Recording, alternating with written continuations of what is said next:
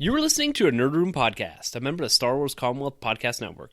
Be sure to check out more from the Star Wars Commonwealth on the web at starwarscommonwealth.com and take your first steps into a larger world.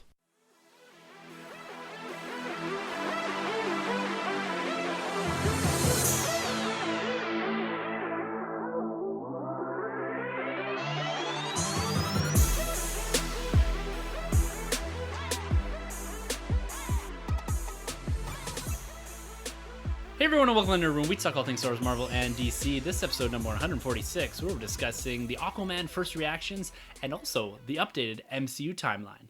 I'm on your host, Tim. And I was a little premature there. I'll let you go ahead. I'm Sunjay. I'm Troy.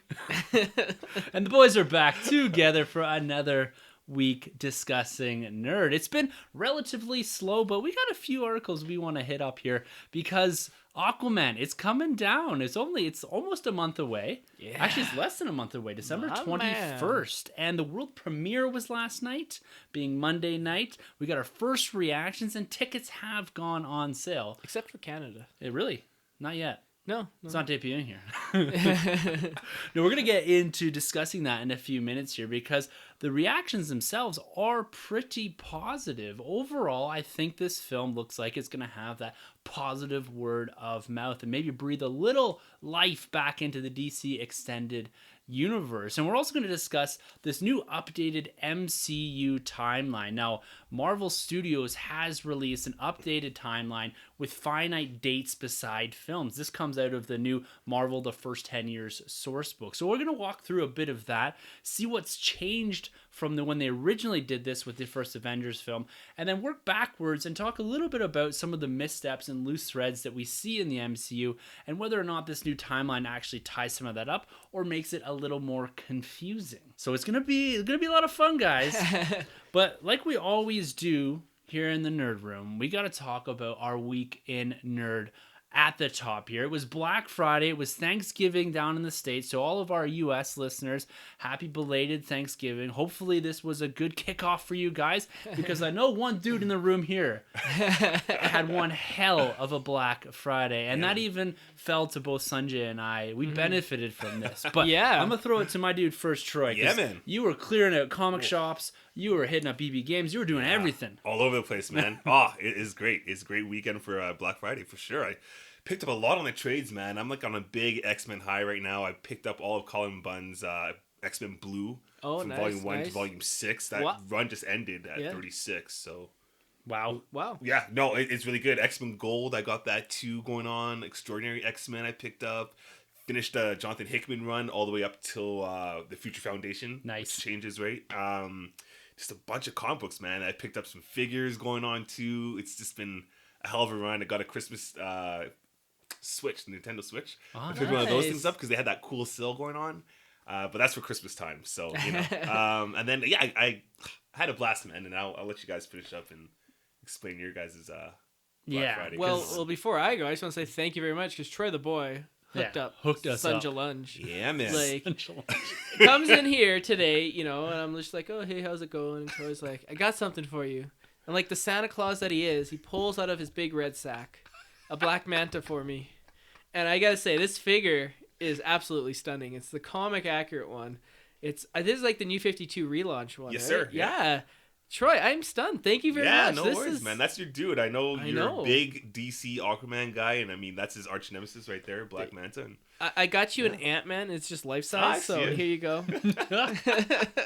Yeah, because Troy went around the table this week because I didn't do any Black Friday shopping, like none whatsoever, which is a bit strange for me. For whatever reason, I didn't feel the draw into buying stuff. Not so much as Scrooge. I probably should have bought stuff for my wife. Didn't quite get there. And I didn't really take advantage of some of these sales because our dude Corey from Tumbling Saber, he was texting us or DMing us, and he posted or he sent us a photo or he posted on Twitter the stuff he got, or he maybe ran it down on the episode this week. Unbelievable! He found that most recent wave with the Hoth Leia.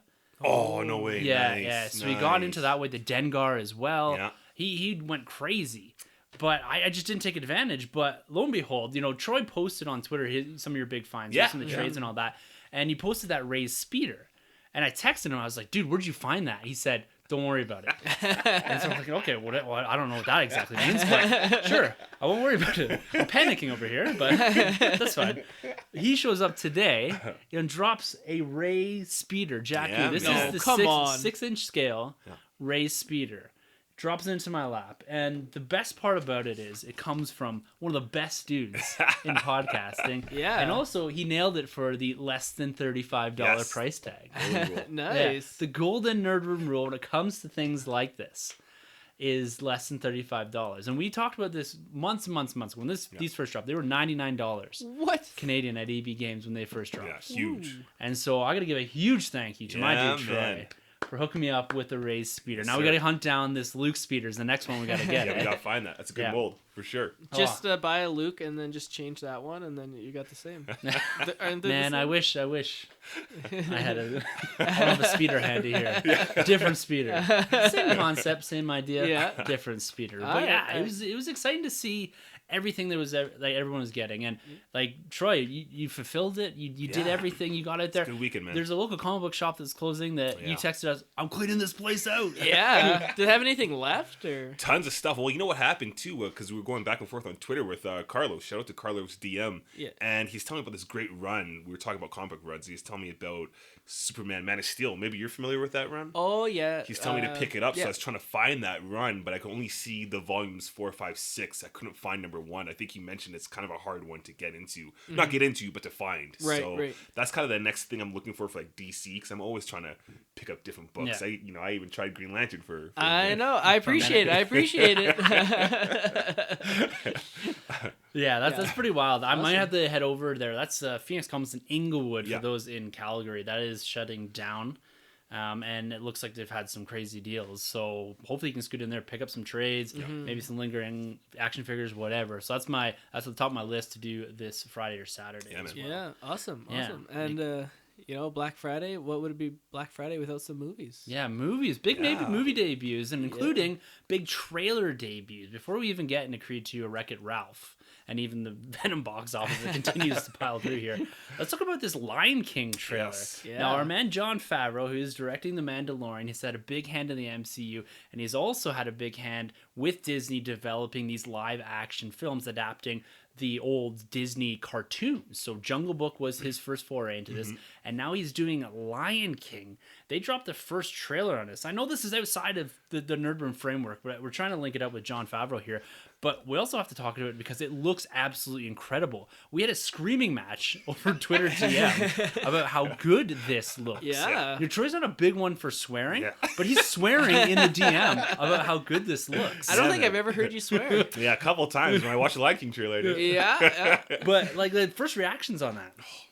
Breathtaking, I saw this thing I mentioned to you off air here on my little Samsung phone, and I was like, holy crap, this looks incredible. And then we started having that huge Twitter message going back and forth, and then I watched it on the big screen. I was just like, whoa, like what are we in for?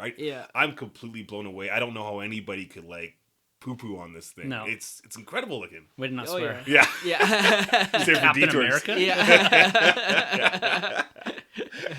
Yeah, man, my reaction was the exact same. When I first saw this, I was blown away. Absolutely blown away. My first initial reaction is the line is so blurry between CGI and real life. Oh, yeah. that CGI might even be better than real life. Yeah, this is insane. Like their budget must be like out of this world. Incredible. And someone was putting together the side by sides about like from the original cartoon in the early 90s there to what they're doing here. So they're mimicking a lot of those scenes. So all that was very familiar. And then you've got James Earl Jones doing the voice of Mufasa, who also voiced him in the original Lion King. Yes. I think it was 90. I want to say 92 or 93. Was it that long ago? 94 maybe? Like something 96. Yeah, not Cinderella. Beauty and the Beast came either before or after, right? Yeah, I think Beauty one was of those two. first. Yeah. Yeah, It was in the early 90s window there anyways. I'm going to say 96. We're going to look that up. We should all put a I think bet. 93 actually. 93, what's your guess? Mine was, if he said 93, I'll say 94. Oh, it's I like think it was 93, though. it's like The Price is Right, $1. Yeah.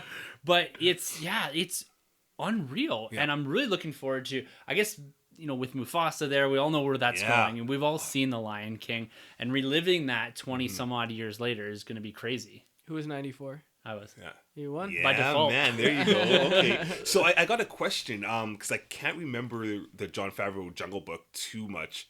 I Did just they have watched the it, actually. singing in there? Well, you would know then. Was there Yeah. singing from the original? Yeah, they do the what's the one with Baloo? Bare Necessities. Yeah, the bare necessities. They They do kind of that. do that in there. Okay, because I'm wondering, like, they have to incorporate, like, Can't Wait to Be King. on. Yeah, or, Hakuna Matata. Hakuna Matata. Or Who's playing Nala? Beyonce. Beyonce. Exactly, right? Yeah. Like you go, but you know And another- Donald Glover is Simba. Yeah. So they're both singers, right? Yeah. But have you guys seen the Broadway show? of I Lion have. King? It's incredible. Yeah. The music's fantastic. There's some original music in there too. I hope they'll incorporate even some of that in Yeah. this film. That'd be It's the only incredible. Broadway show Unreal. I've seen twice. Wow. So good. Yeah, it's So good. this is and like again Seth Rogen playing Pumbaa. Yes. Like the Yeah. cast list is unreal. Yeah. I wanted more. I know it's a teaser trailer, Right. but it's already got me like salivating for more of what this could be. Yeah. This is gonna be a day one watch with my daughter. We watched the Jungle Book with her. Yeah. The Jungle Book is a little scary in The parts. snake and Oh, for everything. sure, You got the yeah. big snake, and you've got some of the animals. They look super real. Like Yeah. you got what is it? Is it Bill Murray plays? Oh, yeah, yeah, Baloo. yeah. Yeah. Yeah. It's Christopher Walken in there. Yeah. Oh, it's- really? I haven't it's seen so it. good. Yeah. Scarlett Johansson plays The Ka. snake, right? Yeah. Yeah. yeah. It's really really well Can't done. wait to see this film. And I want to see Scar. I want to see like the 'Cause that's hyenas. to Chilio Ejiofor, Yeah, right? Ejiofor, yeah. That's gonna be Oh. crazy cool. I like that choice. Yeah, it's gonna be absolutely incredible. It's all like MCU people. Like, Yeah. who's Beyonce gonna play in the MCU? I don't know, man. She might be a bit off there. Dazzler. Ooh, maybe. Yeah, that's a good one. Taylor Swift. Right? But also debuting, not really alongside this trailer, but in the box office or at the movie theaters this weekend was Creed 2. I believe, where's that? Yeah, that was this Creed 2, weekend. yeah. And Wreck-It Ralph was last weekend or this weekend? Both Wreck Ralph had a head start. I think opened up on the Wednesday. Yeah, because Oh, the okay. Thanksgiving weekend. Exactly. So the box office was massive this week. It was one of the biggest, if not the biggest, in the history of this long weekend here in Thanksgiving. Now we had made plans to go see Creed 2. We Yeah. didn't quite get there, which kind of really I disappointed still me. gotta watch Creed 1. So good. I heard nothing but good things about it. It did really well at the box office. I don't have the exact numbers. I want to say between $60 and $80 million. Wow. Wow. Did really well. Really well. I might be a bit high there, but I think that's a bit high. I don't know. you check that out. You can be our I'm a fact Fact checker. All right, here we go. And then Wreck-It Ralph also dropped. I went and did go and see that on Sunday with my daughter and my wife. It's absolutely fantastic, guys. Nice. I'd get out there and see it. It's full of Disney or new Disney era references, along with the, we've seen the princess scene. The way that they handle the internet is really creative. Can't It's wait. really well done. And what's nice about it too is for whatever reason they have agreements with Google or Twitter and all that. Right. Everything's in there. Wow. It's not like everything's fake. Right. Your girl Gal Gadot plays I a role in heard, there as yeah. well. It's really well done. It's a bit different from the original film, but in a good way. Okay. It pushes the story. It just doesn't kind of stick itself back and kind of it doesn't feel super familiar, but it is. You know what I mean? Bigger? It's bigger. Yeah, okay. Yeah, and it kind of veers away from the outside of the two main characters. Right. The arcade and all that. Yeah, so it goes well beyond that, but it handles everything really well, and particularly the Disney references, Yeah. so well done. There's a few moments where I'm like laughing out loud. Really? Yeah, in this film, it's really Wow. well done. Cool. Funnier than Incredibles? Like, Incredibles wasn't a bad film. I just didn't find myself laughing as No, much as it I was thought. definitely funnier than Incredibles. Okay. This is Okay. better than Incredibles, I think. Incredibles Wow. 2. Wow. In my high opinion. praise, Wow. high Like praise. Incredibles 2 was good, Yeah. but to me it just didn't quite get to the same level as Incredibles 1. The first one was so good. The first, Yeah. yeah. So this matches, if not, we watched the first Wreck-It Ralph with my daughter before going and seeing this, Yeah. and I really like that one. Not bad, yeah. This is as good, I think. Cool. Like there's Awesome. no real degradation in quality Yeah. with this second iteration of it. They go far enough and get big enough that they don't have to worry about just dealing with the small arcade stuff. Right. So It's going in- Disney, not Pixar? This one? It's a Disney, whatever Disney animation Right, is. okay. Yeah. There's even a really cool reference to that in there. Oh, no way. Oh, Okay. Yeah, cool, it's cool. very aware of what's Yeah. going on Nice. in the world. It's a lot of Cool. fun. And then Venom also, we've talked about this numerous times over the last couple of weeks. This thing is now over $800 million. It's going to push up against $900 million before the end of the year, It's the highest worldwide grossing superhero origin film of all time. which is nuts. Crazy. Put that in your pipe and smoke it. Isn't that crazy? Yeah. It's crazy that it outdid Wonder Woman, though. Oh yeah. It just passed Wonder Woman. You just passed Yeah. Wonder Like, Woman. that's, Yeah. that's crazy to me. Like worldwide, like domestically, this thing is just like 200 million, which is It's- nothing to sneeze at. But like Wonder Woman did like double that. Yeah, It's great. all like foreign markets that are just eating this up. Yeah, it's found that for whatever reason, and we've talked about this a lot before, Marvel movies have a tendency to do really well overseas. Mm-hmm. They perform upwards of 60% of their global take is foreign. Yeah. Which is different from when you look at even at Star Wars. Star Wars doesn't benefit from that. Star Wars is a very domestically focused box office. Right. Where the Marvel films, and particularly this one, DC hasn't quite found that footing. Hopefully Aquaman does that, because I think it did secure a Chinese opening as well. Oh, yeah. It's Well, opening in that's huge China then. before even the U.S. Oh, is it? Yeah. Oh, which is a first. Interesting. Yeah. So, yeah, look to see if we can get that shift in Aquaman, because that's a difference maker for sequels. Is that you don't have to have a massive domestic box office to get a sequel, because just this past week Sony put up 2 mystery Marvel movies into a 2020 slate, and presumably one of these is Venom 2, the other one might be Morbius. Right. Yeah. I don't know if they're going to get the Morbius out or if they're going to have a Sony film out in 2019. Other than I guess nothing. I guess they'll have Far From Home technically. Well, yeah, Far From Home, yeah, because that'd be theirs. I think Marvel takes a cut, but it's predominantly Sony. Yeah, and it's distributed by Sony, so they take a big cut of the Yeah. the money there. But these 2 Marvel mystery movies, so Sony's ramping up. We talked last week about Morbius and the pace of all this and how we're going to see it rolled out. I'm glad they're not trying to jam something in November of 2019. Yeah, that's good. Which they very well could, right? Yeah. Too tight, yeah. Yeah. So, and then also Spider-Man Into the Spider-Verse. We're getting more trailers. That was in front of the Wreck-It Ralph as well, Cool. Wreck-It Ralph 2. So got to see a little bit more of that. They did some really cool introduction. The trailers were interesting because they're doing this new thing where there's a trailer and then there's another trailer and then it comes back and does like a 30-second little monologue clip of a trailer. And Toy Story did that. So there's like another Toy Story trailer Okay. built into the front of Wreck-It Ralph. Interesting. But we've already gotten our hearing that, I guess, is it fully confirmed that we're getting a sequel and a spin-off to Yeah, we're Spider-Verse? getting a sequel, like a true sequel to the Spider-Verse, and then we're getting a spin-off featuring Gwen Stacy. Awesome. So, awesome. and I think they're looking at, I can't remember if Haley Seinfeld, I can't remember if she already voice acts Gwen Stacy in this movie, but if not, they're looking for her for the next one. For the spin-off film. Man, Spider-Gwen. she's coming off Bumblebee, which is supposed to be good too. Yeah. Like, she's blowing up. She has, and 17, Edge of 17. Edge of 17 that's is great. so She's good. so good in Good that in movie. that. Yeah. Pitch Very Perfect 3. Yeah. Okay, yeah, is she in that one? 3? She's Okay. also in True Cool. Grit too, wasn't she? She got nominated for that. True Grit. It's a remake Yeah, of of John, course. Yeah, John that's Wayne like film. one of her first roles. with Of course. Matt Damon. No, with Bridges. Matt Damon's in it. Jeff Jeff Bridges. Bridges. Yeah, you're right. That's a good Right. one. Yeah, Cool. so Sony's really building up here. I'm excited Yeah. actually for Into the Spider-Verse. Yeah. Seeing the latest trailer, it's gonna be so good. I think it's gonna be really good. I really like the different characteristics of everybody. I mean, Yeah.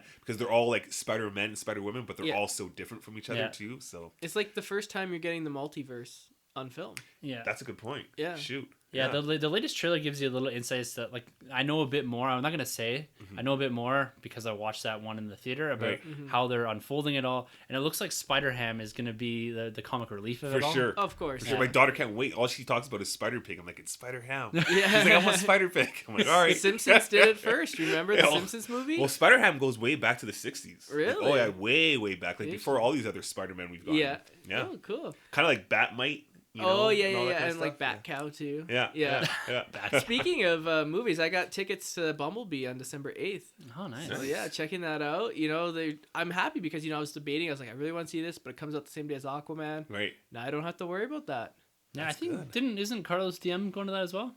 Oh, is he? I Yes. think he's Yeah, saying I that. He's think I mentioned saw on that. Yeah. Twitter, All right? right. Yeah. So I'll have to reach out and then we can hook up at the theater. Yeah. Get a Nice. handshake in there. I think he was just recently on another local podcast. I think they look back at films that have been remade or something like that. I don't have the Twitter handle there, but I should do that. Maybe I'll just retweet it. But I think he made an appearance on there this past week. Cool. Cool. Yeah, so we're gonna have to get him on here. I'll I have didn't to, realize yeah. he was into the podcasting. All right. world, so- Yeah. Another one joins us. Yeah, In- we'll see. Yeah, because we gotta go to his house and check it out. Yeah. Preferably when he's there. Yeah, you can't be creepy about it. Anyway, stepping into Aquaman, stepping into the news for Maybe this you could say week. diving into the news. Whoa. You like let's, that? Let's dive in, my man. So Aquaman, we got our first reaction. The film is less than a month away. The world premiere was last night. And as you mentioned, I think last week you said that we're going to get the first reaction. So the social media first reactions are what come out 1st generally with this. They're allowed to release kind of that 200-word description or not really spoiling anything, but kind of giving their first impression of the film. Now, overall, the response seems positive, Yeah. which is good. Some of the bigger comments, is about the visuals, is about how it feels more like a Marvel Phase 1 film. Yeah. I think that's meant as a compliment more than anything.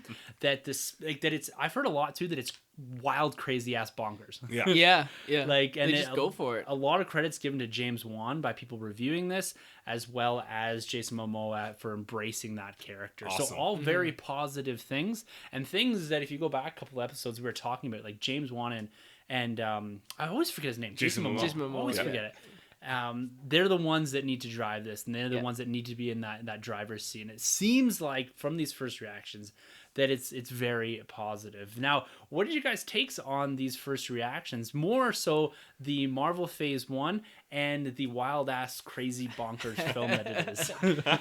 Yeah, it's kind of nice to get these positive reactions. Last couple DC films haven't really had that, to be honest with you. I remember sitting waiting for Batman v Superman, and then I saw the tomato score, and I was like, ooh. Yeah. And Suicide Squad, I think we had like a podcast that day, and we looked, and I was like, what? It's the same as Batman v Superman. Even though, to his credit, I enjoyed both those movies. So it is just kind of nice to get that kind of validation, I guess. See what I see. I still haven't seen the film, so maybe I'll go in and hate it. I doubt it. Doubtful. But it's exciting. I'm super excited for this movie. I think it's going to be a big hit, and I really want this to do well. I want a sequel. I want a trilogy of Aquaman. And, I just want this DC universe to keep going. The Marvel Phase 1 film, that's kind of weird to me. It's like, okay, not every film has to be compared to Marvel. Whenever, like, a DC film comes out, it's either compared to Marvel or The Dark Knight. And it's like, just let it be its own thing. Compare it to Green Lantern, maybe. Say it's way better than Green Lantern. Or I think that the Phase 1 thing is more of in style and tone, right, more than anything. How it feels as an origin story. And I think most of those films, to me, are really well done. Like Phase 1 had Iron Man 1, Yeah. the first Avenger. Thor 1 I still think is relatively good. yeah. Iron Man 2. So there's some hits and misses in there, but I think generally what it's saying is that it's fun, it's bright, it kind of just throws everything at the wall. It feels to me like maybe an upscale Thor. Oh, Is Yeah, what I'm getting yeah. off that sort of vibe. Yeah. Fish out of water, maybe not so much, but maybe fish back in water. I don't know. I That's kind like of weird. it. Yeah, no, I like it. But yeah, what do you think of the crazy kind of wild aspect of it? Do you think it's going to be, from just the descriptions, do you think it's going to be too much? I don't think so. I think we're all ready for it, whether you're a DCU fan or not. I think we're ready for something different, and it's refreshing that we're hearing like good chatter. Because this is the first time. I think Wonder Woman was pretty quiet, but everything else was like, oh, this isn't so good. This isn't doing so well. But this is like, people are saying like this is like the prince of the new DCU, which is pretty cool. Like, yeah. I'm totally psyched. Jason Momoa has been great. He's been a champion throughout this whole thing. He's really trying to push this film, which is really cool to see, because apart from Gal Gadot, we haven't really seen anybody else really embrace the DCU and kind of mascot it around. Yeah. Like Ben Affleck's kind of been whatever. Yeah. Henry Cavill's been okay. Maybe what's her name, Margot Robbie as Harley Quinn a bit with A little bit, but I really feel like Gal Gadot and Jason Momoa really Yeah. embody this and kind of taking it like a Chris Evans. Yeah, I was or, gonna say, Exactly. like you know what I Chris mean, or Robert Downey Hemsworth. Jr. Yeah. Exactly. Yeah. So it's actually got me a lot more excited now. Like, I'm down to see this film. I've even heard we're getting a little bit of like that Sinbad, like the old school Sinbad movies. Nice. A little bit of that in here, that flavor. So I can't wait, man. This is good. Yeah, this is good and news. the original Mary Poppins, Julie Andrews, is making a cameo. So she shunned Mary Poppins to be in this. So that should tell you everything you need to know about which movie you want to see on December 21st. Yeah, it's overall exciting news. The thing I like about the wild and crazy explanation of it, that's what they called Guardians of the Galaxy. Yeah, When that's it right. first came out, Yeah. they said this is different. This is kind of crazy. You got a tree, you got a raccoon in this. Yeah. This, I'm getting that very similar vibe from what they're talking about. Visual spectacle, kind of just out there. Yeah. They kind of throw everything at the wall. They're talking about being the most comic book DC film adaptation Cool. Yeah. to date. So we have to walk in with those expectations, right? This isn't going to be your Iron Man 1. It's going to be Aquaman 1. Exactly. Yeah. It's going to be its own thing. And I think more to your point, Sunjay, let's judge it that way, as its Yeah. own thing. We have a tendency to always fall back to the MCU, and I'm probably one of the ones that are the worst for that, because there's, to me, a foundation there. But let's look at this as DC building up its own thing. If Aquaman can stand alone, you're always going to have those relative comparisons. But if it can stand on its own there, it can be this fun visual spectacle. We'll also kind of move forward the character of Aquaman, introduce you to some new elements, and just like enjoy itself. Yeah. I think that will be considered a success, and I'm already seeing this. Like this positivity as it rolls through Twitter. The Rotten Tomato score, I'm feeling like a mid 80s. I'd be happy with Would that. be, you know, something like that. That's what I'm getting the vibe from here. Yeah. There's some downers, some people that are underwhelmed by it all because this thing has been hyped a bit by particularly Jason Momoa because he's out there waving that flag. Oh yeah. Yeah. But it's exciting to see that the first reactions are positive. That's a really good first sign for films here, especially when considering, you know, the previous iterations, not iterations, but the previous DC Extended Universe films haven't been met with the same type of praise outside of Wonder Woman. Yeah, no, I'm excited. I mean, I just can't wait to see it. You know, I want to see more DCEU films and like bring on Shazam, bring on Wonder Woman 84, bring on the Joker, which is still a DC film but not like DCEU. I just want to see, you know, keep building. And like DC, the one thing is they haven't made like a really like amazing film outside the Trinity. You got Batman, Superman, Wonder Woman, all three of them have excellent, amazing films. Outside of that, they've really struggled making films. I mean, Swamp Thing was like a long time ago, and that wasn't that good. It was aight for its time, but now it's just like Power Rangers, like even like lower budget.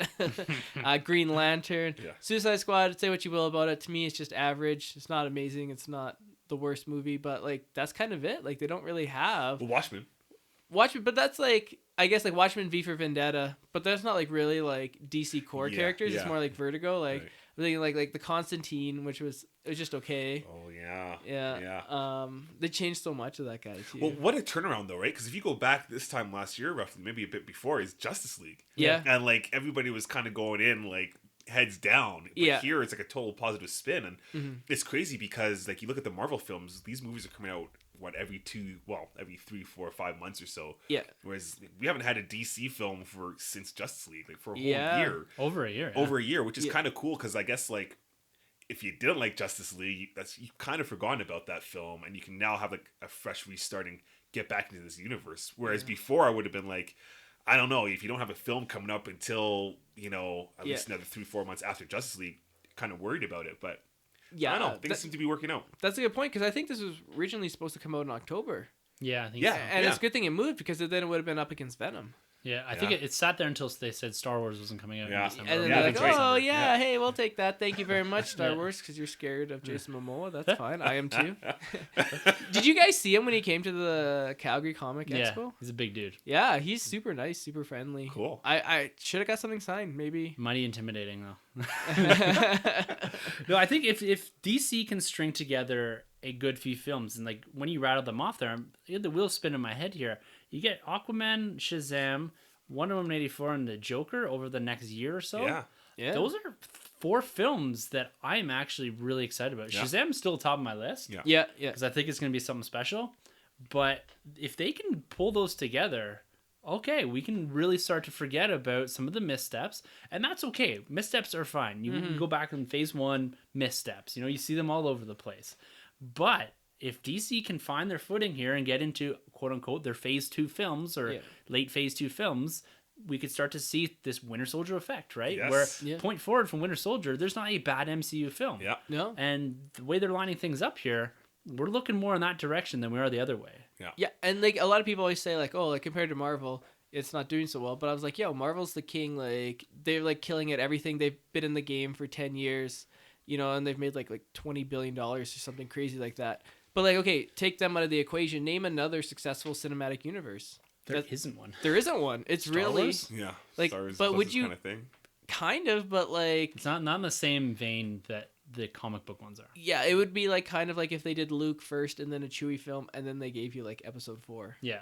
You know, like DC's kind of like running second place right now, but I mean, there's no third place. Like the Monsters universe is gone. Like it's extremely hard to get a connected universe going. Marvel made it look easy, but DC's like, you know, here's our step, and then maybe that's why it's difficult because Marvel was the first one to do it. We say X-Men though? I mean Logan? I guess you could say X-Men, but they're coming to an end, right? Like, well, yeah, they're done now. Yeah, and like Dark Phoenix, who's that excited for that film? I want to see it, but I'm not like, yay!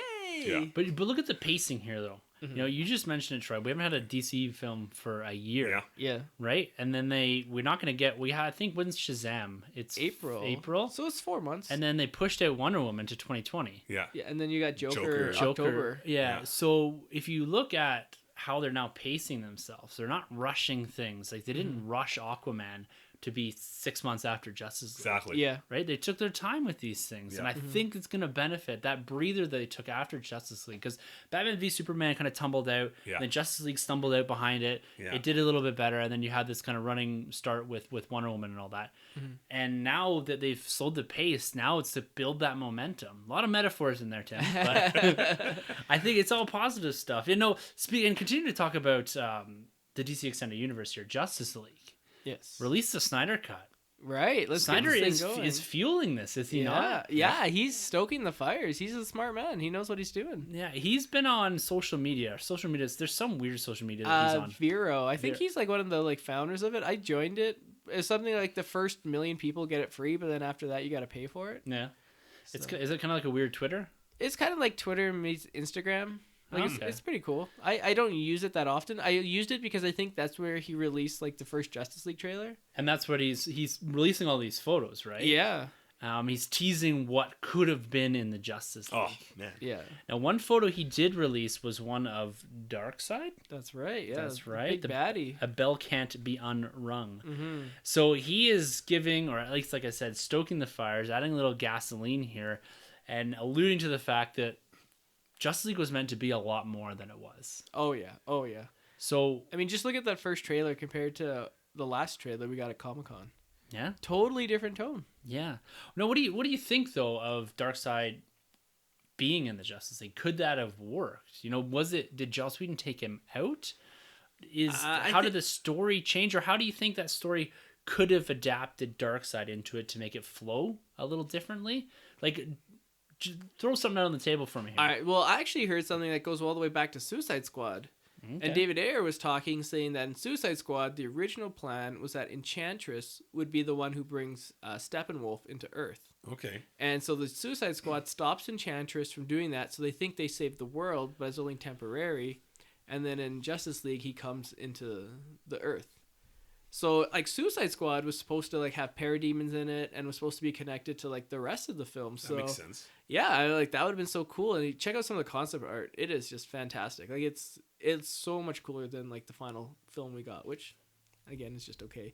But Justice League, absolutely. I think, like, Snyder released a picture of a turkey on Thanksgiving, and it had, like, the timer at 2 hours. And he said just about another hour left or so. So he's alluding to the fact that his cut would have been 3 hours. And, like, the thing is, they cut so much and they dropped it down to 2 hours. They did the same thing with BVS. They made it 2.5 instead of 3 hours. I just don't know, man. Like, he obviously shot all this stuff. Let's just give it to the fans. And, like, even if it's not finished, I just want to see what he wanted. And, you know, I don't necessarily think, even if it comes out and it's, like, 100 times better than what you got in Justice League, that I think maybe that's the problem. Because then fans will be like, let's go with this canon route. But then WB is like, no, we're just going to go with this canon route. Do you think there is a Snyder Cut? Oh, 100% there is. I have no doubt in my mind there's Snyder Cut. Just some of the people that have worked on the film and had done the actors, the storyboard artists, and people who are working on the editing, they've all confirmed, come out and said that, yeah, like, we shot the stuff. The CGI may not be 100% complete, but, like, people that work on special effects companies showed, like, scenes of, like, the Flash, you know, when he's, like, poking the glass. Yeah, that was in a trailer. That was in the trailer, and the scene was Iris West was going to get hit by a car, and he sees that, and Flash breaks the glass by doing that, and then saves her. And the scene was, like, all the special effects were, like, in, like, prelim stage, but, like, he released that online, and I saw it. So I know it's there, and just release it, man. I'm different, and I wish there was, at least in my opinion. I don't feel like they finished it. I feel like if they would have given it to us, because if you go back to Watchmen, if you go back to BVS, they didn't do one for Suicide Squad, I don't think, but they've given us these extended editions when they have it. Yeah. I feel like the relationship between Snyder and WB kind of fell off at some point. Obviously, he had that tragic incident with his daughter, but I think there was kind of something rocky between them anyways, because they kind of pushed him to get this film out faster right after the events of BVS, right? Yeah. So, and then he started getting in talks with Joss Whedon, because the whole thing's weird, right? Because Joss Whedon originally was hired on to do Batgirl, right? Yeah. Remember that? And then he came back now to help Snyder with the BVS, or not the BVS, the Justice League film, and now we haven't heard anything about Batgirl, and there's no like Joss Whedon.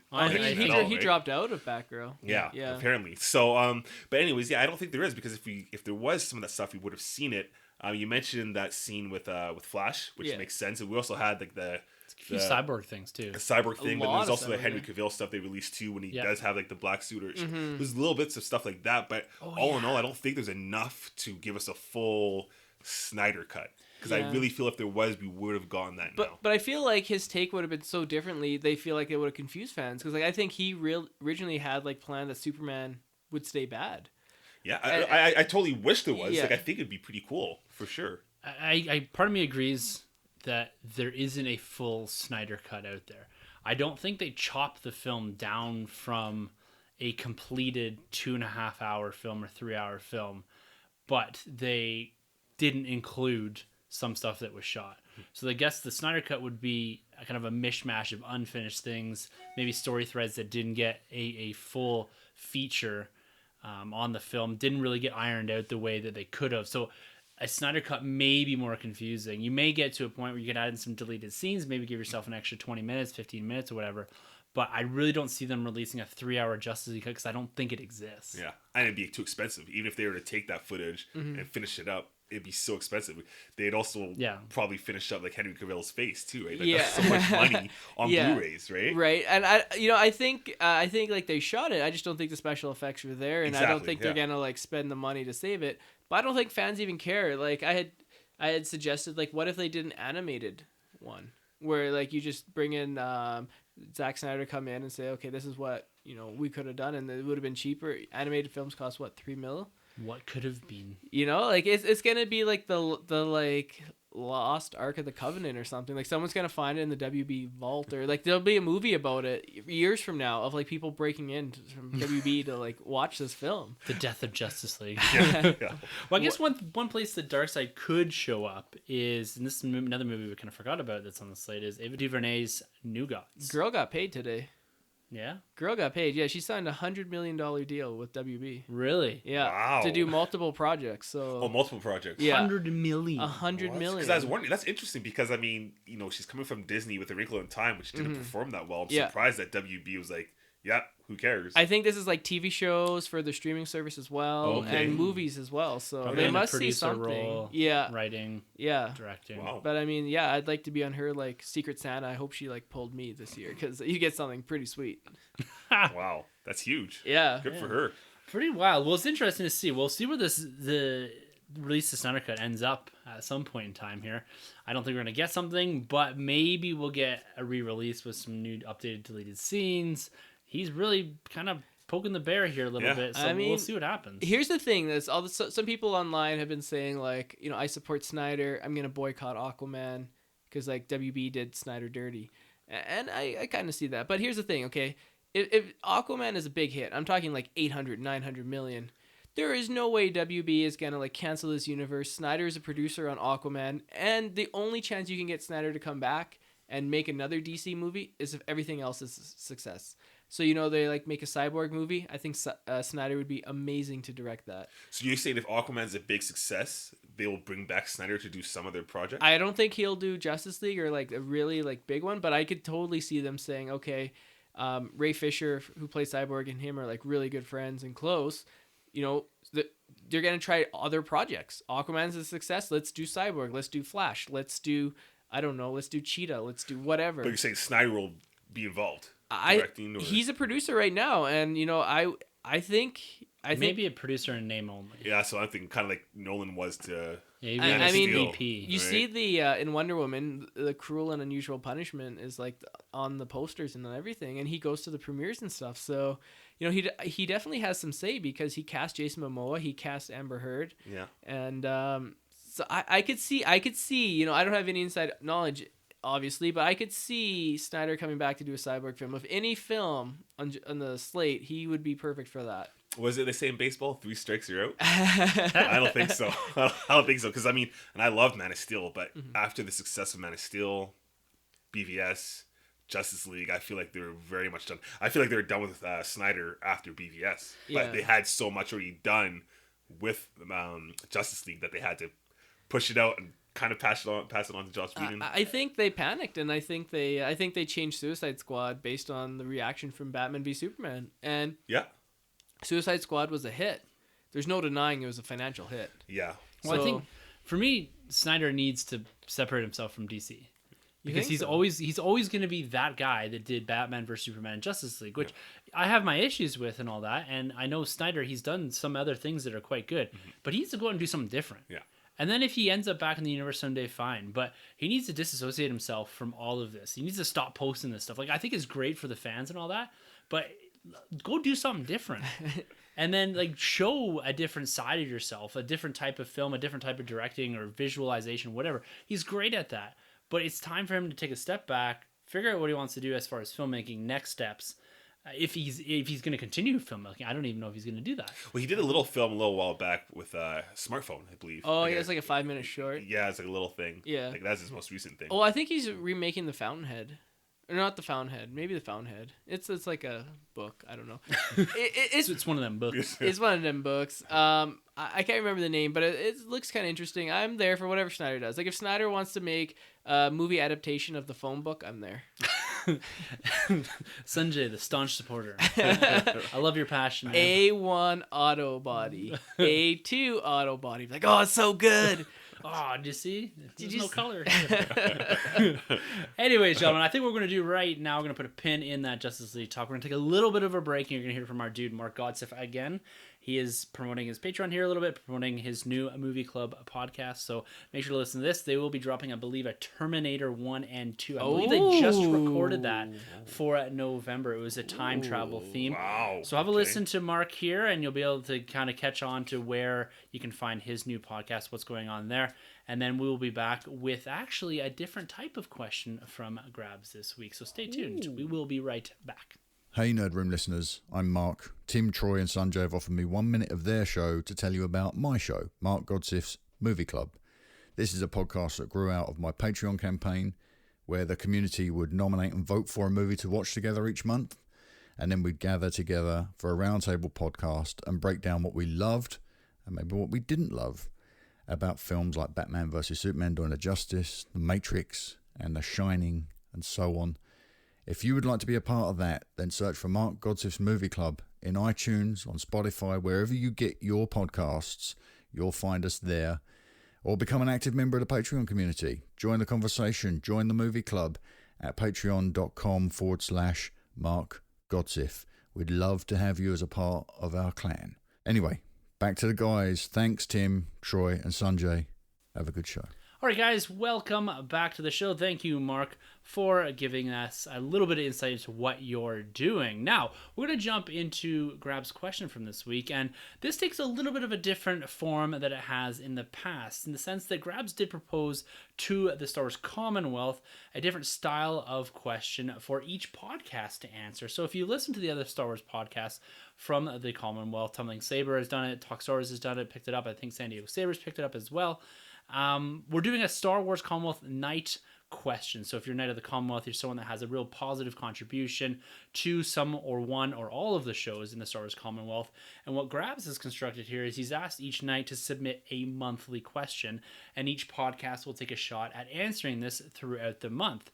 So the first one here for the Star Wars Commonwealth Knights question of the month comes in the form of course, Star Wars. And the question reads, now again, coming from Grabs, with Star Wars Episode 9 a little over a year away, every Star Wars fan is in full speculation mode. We all have things we'd love to see in the final installment, but I see a huge focus on the things we don't want to see. For example, Reylo, Force Ghost Jamborees, the salvation of Ben Solo. These are just a couple of the major please don'ts of Episode 9. My question is, looking back at both the OT and prequels, what were some of the please don'ts of their final installments that made it into the film and didn't make it? Which scenes do you think were not wanted by the general audiences, but now years later are beloved? Finally, do you think it's possible to have any of the please don'ts be in Episode 9 and have it change your mind if it's done correctly? So, let's unpack that a little bit. A little bit of focus around the please don'ts. It's more packed than Troy's Black Friday shopping bag. So this focuses on some of the please don'ts and how fans going into these films were thinking, I don't want to see this at all, but maybe it came out on the better side of things. Now, the OT, and even for us, the prequels, is a little harder to commentate on because we weren't really around. And now we're looking at the third installment. So we're looking at Return of the Jedi, Revenge of the Sith, and now finally Episode 9. Let's try to just maybe brainstorm some things just off the top of our heads. What do you think going in, now that we have this kind of hindsight, this 2020 vision on what the OT and prequels turned out to be? Let's maybe focus on Revenge of the Sith. Cool. What do you think going into this were some of the please don'ts that actually made it into the film? Please don't that made it into Revenge? Yeah, into That's Revenge. Episode 6? Yeah. No, episode 3. The prequels. Yeah. Oh, okay. That made it into the film. Yeah, something. Oh. I'm trying to think. Probably like some sand talk. No, that's Attack of the Clones. That's They wanted to come back, build that sandcastle. Yeah, it's tough to have that perspective, right? Because, Yeah. you know, the way that we've podcasted over the last couple of years is we're so heavily invested in the build up to the films. That's right. That we do have a tendency to build this kind of, I would say, maybe headcanon around what we want to be in the film, what we don't want to be in the film. But maybe looking at the OT, what about going into the third and final installment and people saying, please don't let Vader be Luke's father? So coming off of Empire Strikes Back, you get this like the biggest reveal in cinematic history. Oh, okay, but now we're like, but people like have that mentality being like, no, he's lying. He can't be. Yeah, okay, yeah. So think of it from that perspective. Right. Like, do you think people going into Return of the Jedi were thinking, please don't let that be Vader's, or please don't let Luke be Vader's son? And then that turned out to be one of the like I said, one of the greatest cinematic reveals of all time. Yes. And then it really evolved the story into something different and bigger. Right. And so I think that might be one of them where you have something crazy happen and then it actually turns out to be, you know, one of the best threads ever in history of cinema, in my opinion. Yeah, that's true. I mean, I guess you could kind of be like, I'm just throwing it out there because I love Revenge of the Sith. It's my top 3. But you could kind of throw out there like, please don't let this be the way the Jedi Purge went. You know, because that's all we knew at that point. We're like, really? Like, that was it? Like, Order 66 took place. Anakin killed a few younglings. We didn't really get to see them dive in, but now we got like Charles Soule's book, which he's going around and he's done all these great things, and like it's more than a movie. You really get to go in like issue to issue of Anakin for Darth Vader going around doing the whole Jedi Purge himself. So wow, I mean, man, you're dark. You want to see all those kids just getting mowed down? There's no kids. No, that's fine. Like just throw it down. Like you heard it here first. Troy the boy. No, but I guess that's kind of the only thing I can get out of Revenge. I mean, if I was to go back to, like, say, Episode 1, I could be like, please don't kill, or maybe you shouldn't have killed Darth Maul. Yeah. But, I don't know. I guess that doesn't really work. Maybe please don't kill Padme. You had to. Yeah. Padme had to bite it. But maybe they could have had, like, an awkward divorce. And then they would have had like shared custody of the kids. Can't know the kids are around. Maybe please don't show her giving birth. Maybe people didn't want to see that. I don't know. Sound really explicit. Well, no, but like maybe they thought like the kids would come like later on when he's like all Darthy instead of when he's all Anakin-y.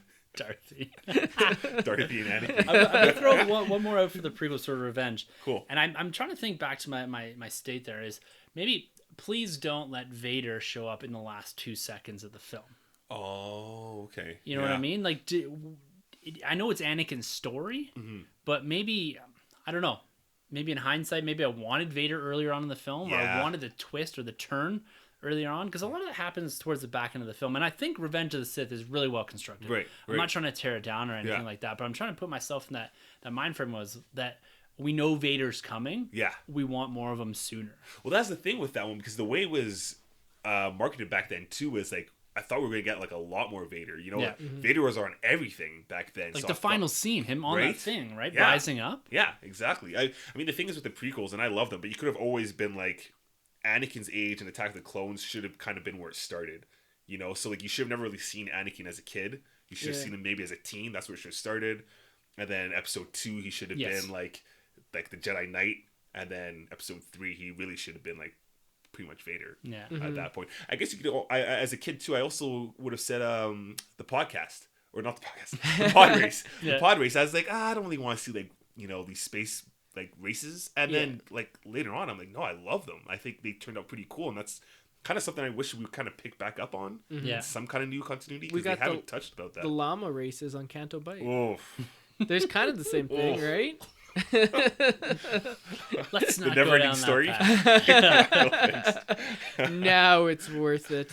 It's like you just took off his harness. They're just gonna get captured again, and your whole resistance is gonna get defeated. But terrible. you save 3 horselings or whatever they are. terrible. Hey, do what you can, man. All right, let's talk about this in the sense of kind of episode 9 now. Okay. So, do you think it's possible to have any please don'ts be in episode 9 and have it change your mind if it's done correctly? So, Yes. is there things that we think could be included from our please don't list that if executed well by J.J. Abrams, we could probably get on board with it? Yes. What? Kylo and Ren have a baby, and that baby grows up to be That's dark. that's the Reylo. That's the Reylo, and they have a baby, and that baby turns out to be Darth Vader like 2.0. You think that because that's one of the big please don'ts, right? Oh, for sure. Do you think that there's any possible way to execute that properly? People will be so mad if that happens. Like, just knowing the climate in today's world. Sunjay would be, yeah. I called it. If people be throwing popcorn at me, he'd be like, you wanted jinxed it. this. Yeah. J.J. Abrams listened. He took your advice. Yeah, I don't think that's ever going to happen. No. I I don't think it can be executed. From my perspective, I don't think that could be executed properly that I would be on board with it. I don't think so. The problem is if they're going to do something like that, they would have to have built into it a little bit. Like it's not there. Yeah. I don't think. Well, They did have the Force date. yeah, right? Like Rey would have had to gone off at least with Kylo at the end of episode 8.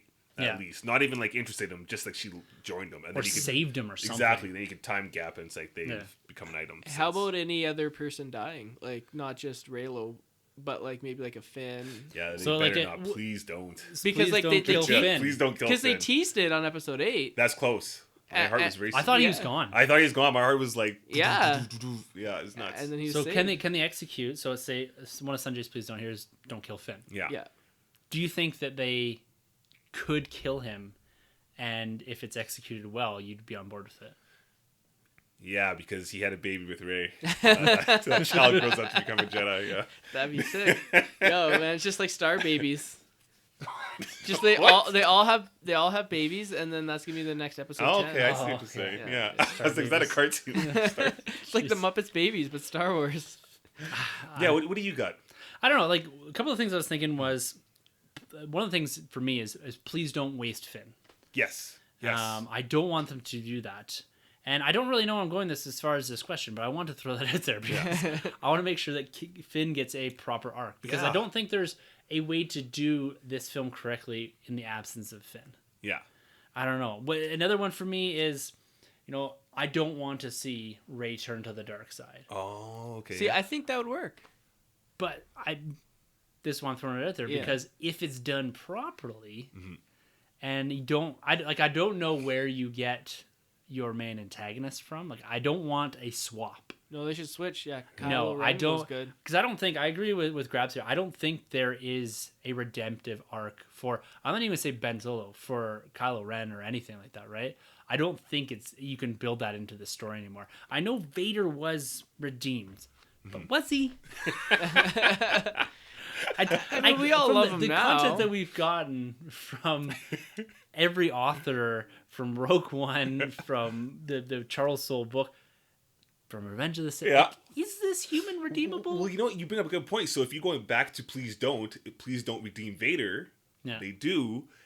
Episode 9 is now a good chance to bring back Anakin, Force Ghost, and flesh that out a little bit more. Yeah. Like, give us a little bit more of that insight of, like, what his thought process is now. Like, what has he been doing this whole time as a Force Ghost that's earned him the right to become a Force Ghost? Yeah. Right? So, I mean, there's a little something there, but you're right. They haven't given us anything, really. Like, you go back, you're kind of like, oh, yeah, you kind of did some questionable things, Well, right? yeah, he saved his son. He defeated the Emperor. Brought balance for time. But he also killed thousands of people, presumably, right? Slaughtered children. He just family. had his Peace and lightsaber security. there, and the Yeah. children ran into it. Okay. I guess from a certain point of view, he brought peace and security. Yeah, to his empire. But I don't. For me, right now, I don't know if there's a way they can execute a Kylo Ren redemptive arc. What about bringing back Luke Skywalker? Please don't. Oh. It's got to be. Could they in the flesh or Force Ghost? Flesh. I don't think so. Just- Please I don't think do the that. comic solidified it, right? More Yeah. so than even the movie, like the comic that came out. Yeah. But back to the, I would love to see Rey go to the dark. I would love to see her, like, you know how Luke's kind of like, it's time for the Jedi to Yeah. end, yada yada. If Rey was like, it's time for all Force users to go, like, I'm taking out Kylo and any other Force babies that come. Like, they haven't shown enough of her to do it to become completely dark. But if she took that upon herself to just like wipe out all Force sensitive, I don't know. I Well, totally the on thing board. with Yeah, with her I'd be going on dark, board. I agree. I said a couple weeks ago that I want episode 9. I want to tear everything down. Yeah. Because I guess here's another please don't that maybe they can do it correctly is please don't end it the same way that Jedi ends. Yes. I want them to tear this whole universe down and do something crazy. Personally, I think it'd be wild to see Kylo and Rey both die. That'd be cool. Wow. Yeah, Yeah. that'd be awesome. Like in just that is where your balance comes from. You remove these two individuals. Then there's no Force. Well, there's Force, but not in the Jedi Sith way. Right. I know Kylo's not really a Sith, but take away those monikers, take away the religious aspect of it, Right. and have Broom Boy and have Boy like cleaning up with the Broom Boy, Force. yeah. have the Force be I don't know, give it a bump away from all of this, around away from the monastery, the religion, all this, Right. and have it be something different. And could you do that with Rey going crazy or there's a way to execute this, I think, Right. where you can kill both of them Yeah. I'm down and, with that. and have it be crazy. Because we've made fun of stuff in the past, and I think the end of Daredevil was the most recent one where I don't want this. Like, I love Jedi, don't get me wrong, but the freeze frame at the end where everyone's laughing and you got the Force Ghost in the back, I don't want Episode 9 to end like that. No Like, clapping from Billy D. Like it's a great way to cap off that trilogy. Yeah. That was the storytelling of the time, and I think Lucas executed that very well. Yeah. But I don't think we need to end on a happy note. We need to end on something. You know, you have Finn, you have Poe that you can work with there. Yeah. But I guess my please don't here is don't end on a happy note. Right. And or maybe end on a happy note, but in a different sense. Right. Because Revenge ended on a horrible note, obviously. Yeah. And then Return of the Jedi was on Yeah. a bright note. But I don't think we can end this film. And maybe they can. Maybe they can execute this, and it might change my mind. Yeah. But can they end the film with Rey, Finn, Poe, Lando, with a Luke Skywalker Force Ghost? So you can Luke and Yoda Force Ghost over their shoulders, the same way they ended Jedi. Like, can you end Episode 9 that way? Freeze frame. I don't They're all, think like, so. High fiving. Yeah. Saved by the Bell. Oh yeah, awesome. Freeze. Yeah. Yeah, I don't. That's interesting, man. I don't know how you do it. Yeah. I don't know how you do it. And I don't know if you can. Again, one of these things is we always have these please don'ts. Yeah. And I think, or I have the full confidence that J.J. Abrams, no matter what goes in there, Yeah. he's the guy to execute it. Yes. But don't end it like Jedi. Please don't get rid of Force Ghosts. Yes. What Can you they think? do that? Can they do that? Can they get away without having Force Ghosts? Right. I don't think so. Get I away don't- from that. I don't think it works. You have to have Luke. in Gotta it. have it. Yeah. Yeah. Yeah. Because we've gone this whole trilogy with no Obi-Wan. Right? Yeah. No Anakin. We just got Yoda. And we haven't had Luke yet. I'm sure we'll get him. We have to Episode get 9. him. We have Like, to. if Luke isn't in this film, Right. will you lose your mind? Absolutely. Oh. I'll tear it up for We know sure. we know he's in the film, Yeah. but who What knows? kind of Luke? Well, and that's another thing. I did say that the comic kind of made it sure that he did die, but the comic also, I believe, if I'm wrong, you would know, but Force Awakens, didn't they introduce Rey and Poe? Or was that the novelization? Maybe it was a novelization. Rey and Poe already met, but then when it comes to Episode 8, they finally meet. Yeah. So it's like a weird... I think it's a novelization. Well, he That's kind of messed up. says like, "I know who you are," Right. so I don't. Well, yeah. doesn't he say, hey, he says, hey, I'm Rey. It's like, yeah, I'm Yeah. Poe, I know. Or something Yeah, like I'm that. Poe. I know. Yeah. Like, Huh. I think. Yeah, I don't Yeah. know. But Yeah. it's gonna be crazy because we've got a little over a year, a little less than 400 days, I believe, Yeah. until Episode 9. Last one. Okay. Please don't bring back Palpatine. What do you think? Can it be done? Can it be done? Ooh, I do. That's a big one, right? Yeah. You Yeah. bring back because right now you're like because we think of clones, you associate Yeah. it with Yeah. the legends, but then it's like if it's done well, and you're like, oh shoot, Jakku, the connection with him in the Aftermath series, there's all that stuff where it's like Palpatine, Interesting. Yeah, I don't know if they can do it. yeah, They'd be more likely to bring back Snoke. yeah. Please don't bring back Snoke. Yeah, that's right. But he's Bring more back likely. his bottom half. Yeah. But to be fair, and here's the thing, I'm going to throw this out there. Mm-hmm. So we saw Darth Maul die in episode 1 the exact same Yes, way. yes. Cut in half by a lightsaber. Now, he didn't go down the same way Snoke did with his tongue hanging in his mouth. And but still, we've just seen this character pop back up in film. This character, same way. Yep, So there is precedence Mm-hmm. for getting cut in half and living. that's right. A very long life afterwards. With metal legs. And presumably no junk. Anyways, we've got a year to speculate. We've got a year to do our please do's, please don'ts. And we're going to have a lot of fun with it, I Yeah. think. But Oh, this is a yeah. great question, Awesome. Grabs.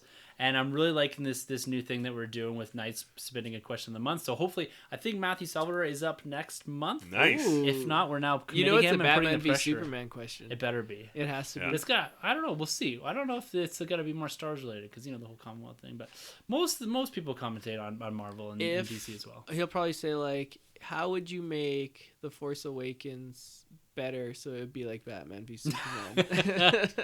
How do you take the plot elements of Batman v Superman and work them into a Star Wars film? Which movie is more divisive, The Last Jedi or Batman v Superman? Ooh. Pretty good.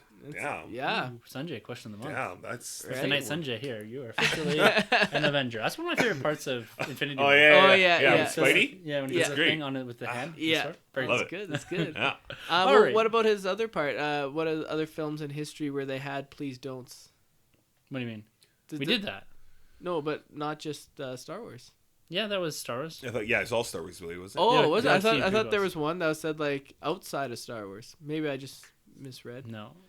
Well then, let me ask you then. I'm gonna grab this question and ask it. Outside of Star Wars, what was one thing that was a please don't that turned out okay? Here's one thing that I think will happen that I don't know. I'm trying to think of the death of Captain America and how to frame this question. Oh yeah. Oh, yeah. okay, yeah. Please don't kill Captain America because I love him, but I think they will, and I think it would be really well done. Yeah. Yeah. I got one. Please don't remake Star Trek.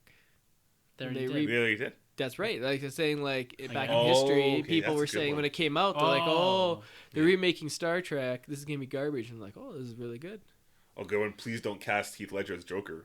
Oh yeah. yeah, Killed it. yeah. Yeah. One we just mentioned, Terminator. Please don't bring back Arnold Schwarzenegger's Terminator as the good guy. Remember, he was the bad guy in the first yeah. one. I like We didn't the know that, second one though, though. did But we? but people at the time were probably like, "Why? right. Yeah, He's coming back and he's a good guy now. Yeah. Like, what is this?" You're right. And then they're like, "Wow, this is like even Terminator better." 2 is the best one. Oh, I love that one. You think you like it better than number one? Yeah. Yeah. Okay. Number one's more of like a horror film though. Yeah, Right? that's why I like Yeah. it. Yeah, I it's like when he gets more half like, his face blown off. Yeah. yeah. Hey, you can hear Mark and them talk about that in the movie, on the movie club podcast. There you go. Plug it. Yeah. All right, let's jump into some Marvel talk just Yes. to cap this. Yes. Let's go. Let's talk about this new timeline that we have coming out of this Marvel the First 10 Years source book. So we get 10 years of Marvel films. We've extensively discussed them on the podcast. We've even talked about the timeline in our MCU retrospective series. And one of the big things that sticks out in your mind when it comes to the MCU is how tightly wound the story is. But there are pieces of it that do stumble over themselves when it comes to keeping with canon. One that really sticks out is the 8 years later in Spider-Man Homecoming. Yeah. That was a bit of a fudge. That's been fixed here. But this is the first time, I believe the first time, that Marvel has come out fully and associated dates with particular films. Now, for the most part, and I think Faiz even said this in public before, for the most part, the year the film was released in is the year that the film happened in. Right. And that's kind of what we've run with since Avengers for the most part, because they've done a little bit of retconning in the past even. So looking back at the first iteration of this comes out of The Art of Avengers 1. There's a book I got sitting in front of us right here, and this is the first time they strung together a timeline with actual numbers to it, but not particularly dates. Ooh. Now, one thing you can do from this timeline, and this is the one where there's a comic book called Fury's Big Week where they essentially compressed everything for the first time from Iron Man 2, Incredible Hulk, and Thor all into 1 week. And then that was preceded by Iron Man about 6 months earlier than that. Wow. They use the I Am Iron Man as their point of reference. We've said in the past that we use the Battle of New York as a point of reference, 2012, because that's the thing that's universally referred to even in the TV shows. But the original iteration of the cinematic timeline universe, now this is official, this comes out of the Avengers book. They've updated this and tweaked this in this new book, but it looks like if you take from the death of Captain America or the freezing of Captain America, take that as 1945, and then you have the 64 years here that it has it chronicled. That gets us to Iron Man 1 in 2009. Now, subsequently, they've updated that to 2010 and then compressed the Iron Man 2, Incredible Hulk, and Thor to 1 year after that. So they've given it a bit of space. So they're using a bit of a sliding scale here, but keeping that same idea of Fury's Big Week and keeping that comic canon. So that's a lot to squeeze into 1 week in 1 year. Yeah. Those 3 films. But they've continued with that, and they've bumped Iron Man from 2008 to 2010. They also reference here that Captain America: The First Avenger happens in 1943 through 1945. So there is 2+ years to really the end of World War II that this is happening. And that's closely associated with Captain America's death. We're going to see Captain Marvel slid in there at some point, I believe in the early 90s. Yep. And then we've got Avengers in 2012, followed closely by Iron Man 3. Thor: Dark World is the only film to take place in 2013. So MCU was pretty quiet in 2013. And then we got the big ones in 2014. We got Captain America: The Winter Soldier, Guardians of the Galaxy Volume 1 and Volume 2. We do know, and we have known, that Volume 2 falls almost directly after Volume 1. And it was the first film really outside of the Captain America: The First Avenger to fall outside of that sequential storytelling. Right. Now, it's set apart somewhat because it's not really dependent on what's going on Earth. And so we've always kind of viewed that as being okay. And then we've got Avengers: Age of Ultron in 2015, the year the film debuted. Civil War and Spider-Man: Homecoming both occurring in 2016. Right. Okay. Spidey being 6 months later. Yes. Give or take. Yeah. So that whole 8 years later thing, which would have put Spider-Man: Homecoming into 2020, is no longer valid. They've retconned that in here. And even if you go back to our review, we say, yeah, maybe we have to get away from finite dates, finite numbers, and just do about the sequential storytelling. Yeah. Spider-Man: Homecoming happens after Civil War. Yes. So that retcon here happens. I don't know if they're ever going to fix that in a DVD release or whatever, or on the streaming service. Doesn't really matter. For me, here is the firm. And we always knew that wasn't the case. It was a bit of a cock-up, but sure, whatever. How does that slip past, though? Like, I don't know. If we picked it up on first viewing, you would have to think... Right? You would have to think someone who's watching it, like Kevin Feige's son, or like Kevin Feige's like, hey, wait a second. Yeah. He's like Amy Pascal last minute was just like, I'm just going to mess with Kevin Feige. Yeah. Screw your timing. Now, one of the bigger debates that we had at the release of Doctor Strange is when does that actually take place? And I think we landed on about 2016, 2017, which is officially what it is here. So Doctor Strange 1? Doctor Strange 1, yeah. Oh, okay. Happens after Captain America: Civil War. Oh. So it becomes a Sorcerer Supreme quite a bit later. Wow. We're going to talk about some of the missteps here, and that one in particular, his name mentioned in 2014's Captain America: The Winter Soldier, puts a little bit of question mark on that. So Peter's like not just necessarily been bitten by Spider, but he's like full out Spider-Man: Homecoming before Doctor Strange. Is he even Doctor Strange? Yeah. Oh, Wow. that's interesting. That's really interesting. Yeah. Because Doctor Strange they came out the same year as Civil War, right? 2016. Yeah, before Civil War, but the same year. Yeah, right? same year. Yeah. So it happens sequentially after. That's crazy. Or maybe around the same time and then into after, because that happens over a period of time, right? His training and all that. And then you have 2017, this year, Black Panther, Thor: Ragnarok, and Avengers: Infinity War. Yes. So that lines up for Ragnarok nicely because we know that Bruce Banner's been gone for 2 years post Age of Ultron, when it happened in 2015. So overall here, they seem to have put a nice little bow on all of this. They've tightened up some of the missteps, and they fixed some of the big errors, not big errors, but some of the kind of bigger question marks as to when these actually take place. A lot of the compressing happens from Iron Man to Avengers, where they've kind of squeezed all this together to make it a bit more I guess closer together. Everything's kind of ramping up pretty quickly there, and then I guess it retcons a bit of this original cinematic universe timeline that was published in the Avengers Art of Book. So Nice book. yes, it's a Yeah. gorgeous book. It's one of my favorites actually. I love those books, like the Art of. Oh, they're so good. I actually just won the Art of Solo from the Tumbling Saber Oh man, there you Patreon go. campaign. There Yeah. you go. So being a Patreon of Tumbling Saber, a powerful friend, my name got drawn out of the bucket, and I No got an Art of way. Solo book on my way. Nice. Yeah, it's gonna be Can a nice I little- borrow that, and then when you're done Dunkirk, we can change back? Yeah. I actually found it the other day. So do you think it's possible going forward, let's say the next 10 years, the MCU can stay on top of this? I don't. It's interesting because being the first time that this is something they've released, Yeah. to me, they kind of have to. Yeah. They have to be a bit more cognizant of it all. Yeah. Because if we now go back in time here, let's look at some of the what we'll call canon missteps and maybe some loose threads that were left dangling. Let's talk about Dr. Stephen Strange first. Yeah. Let's talk about his mention in Captain America: The Winter Soldier. If you remember, sitting up on the roof, we've got Sitwell, Agent Sitwell. He makes mention of Dr. Stephen Strange, and he does this in kind of a ramble when Falcon and Captain America and Black Widow are really pressing him for information about this algorithm they have, this identifying potential threats and being able to kill them here. So I believe it's called Insight. So he rambles off you, referring to Captain America, a TV anchor in Cairo, the other Secretary of Defense, which I don't really remember, a high school valedictorian in Iowa City, Bruce Banner, Stephen Strange, anyone who's a threat to Hydra. So do you guys take particular issue, now that we have this timeline, with Doctor Strange's mention in Winter Soldier? Does that bust canon for you? Hell yeah. I don't think so, because he's Dr. Stephen Strange, because he's a doctor. So he's a neurosurgeon. So obviously, he's a very smart guy, very powerful guy, very But a rich. threat? There's plenty of neurosurgeons. Yeah, Potential threat. I think Potential threat, yeah. Yeah. So I think the key here is how it's listed. Because I'm with you, Sunjay. It doesn't bother me. Why does it bother you?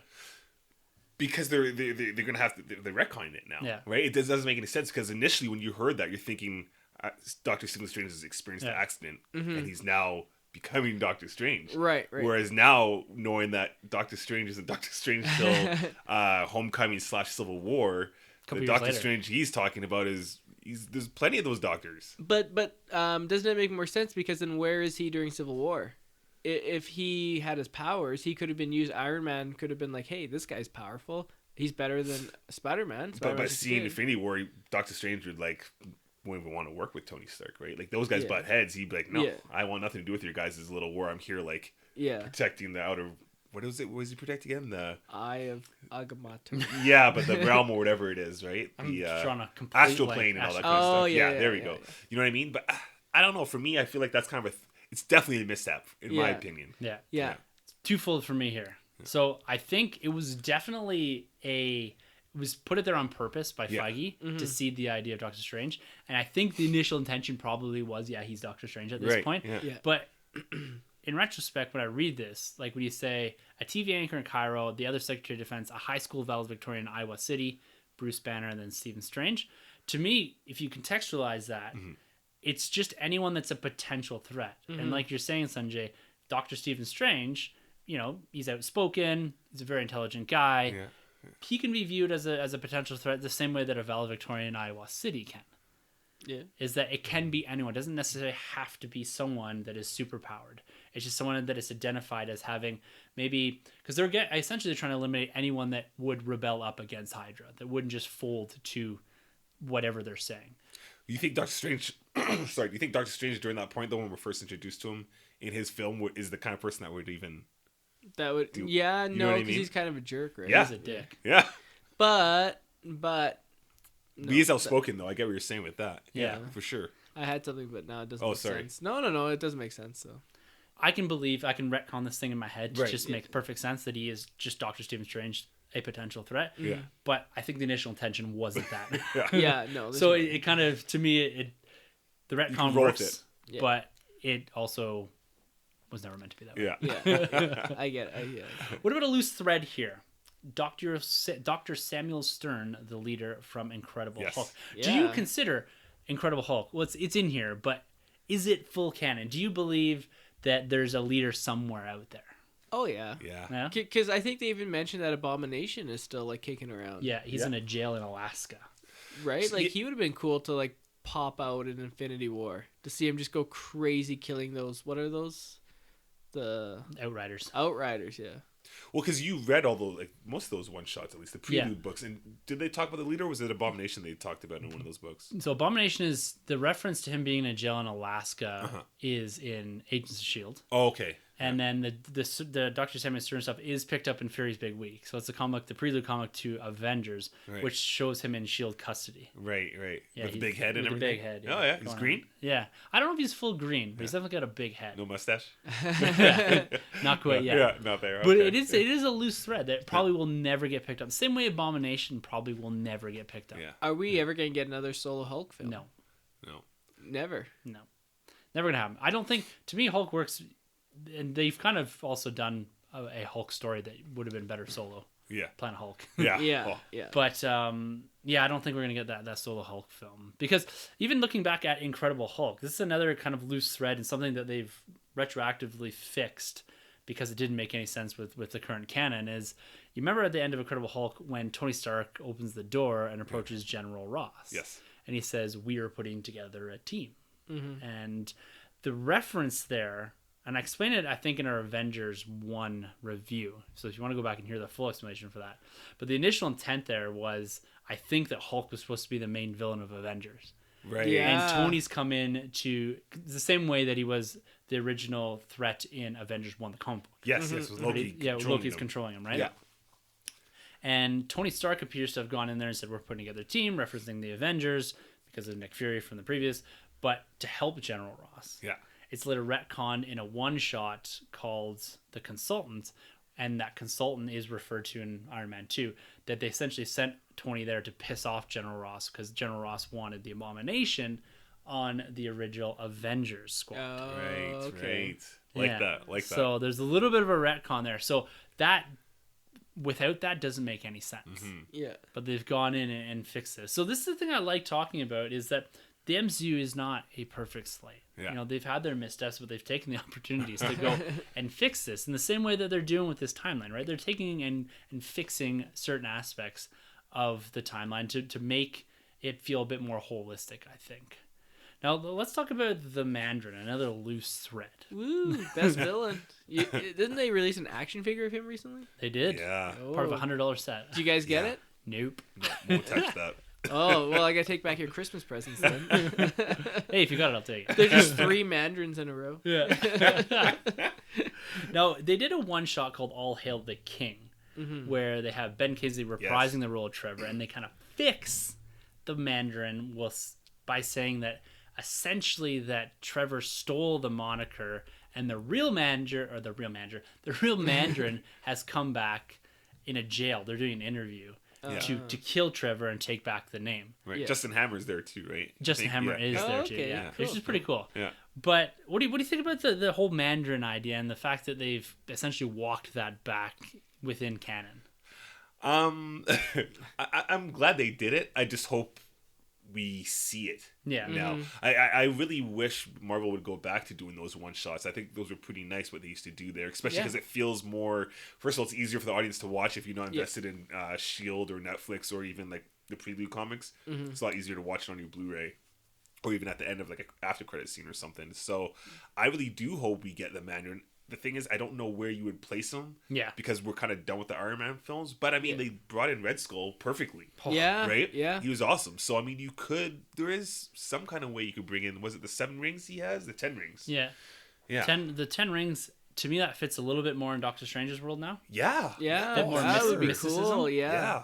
That'd be cool. Oh, that's wicked. And then now that Yeah. they've retconned that back, that there is a Mandarin out there, the Yeah. 10 rings, that whole aspect could come back around in some form. I Yeah. think it might be too confusing because general audiences probably didn't see the one shot. So they'd have to like do a beginning intro where they show the one shot and then the movie begins. Yeah. Yeah. Because that would be awesome. I'd love to see that. That's really, especially because going back to Iron Man in the beginning, it was a lot more grounded, the universe. Yeah. So when you thought about like Thor or like Doctor Strange, you're kind of like, how are they going to pull it off? But now that we've seen it, we've experienced it, you throw in the Mandarin in there now. I'm totally on board. It works. Oh, Yeah. That's genius. awesome. Yeah. It works. Now, guys, do you think now that we have this timeline, do you think there's an issue that we're going to drop Captain Marvel into the mix here and then not have her absence explained over the last 20 films? Like, I'm sure there's going to be some serious retconning going on in the Captain Marvel film, and I'm sure they're going to be very conscious of it as they get to the end as to what happens with Captain Marvel. But do you think they're going to put the work in? How do you think they can execute this where essentially Captain Marvel hasn't been present, because we really don't get the kickoff of the superhero universe until 2010 in the MCU continuity. Yes, you get Captain America in the late 40s or mid 40s there, end of World War II, but he goes on ice, and then this all really ramps up, and it gets. Iron Man is only Iron Man for 2 years when we get to Avengers. And Hank Pym was like the original Hank Pym. Yeah, I guess you're Or right Ant-Man there. was just, he was like that's more right, of like a spy though, right? He wasn't Yeah. really classified as a superhero. Yeah. Yeah, Him and the that's Wasp, true. I Yeah. think. Yeah, I forgot to mention, Ant-Man is on this 2015. Yeah. But yeah, you're right. There is some Ant-Man's 60s stuff. 2015 and when's Homecoming? 16.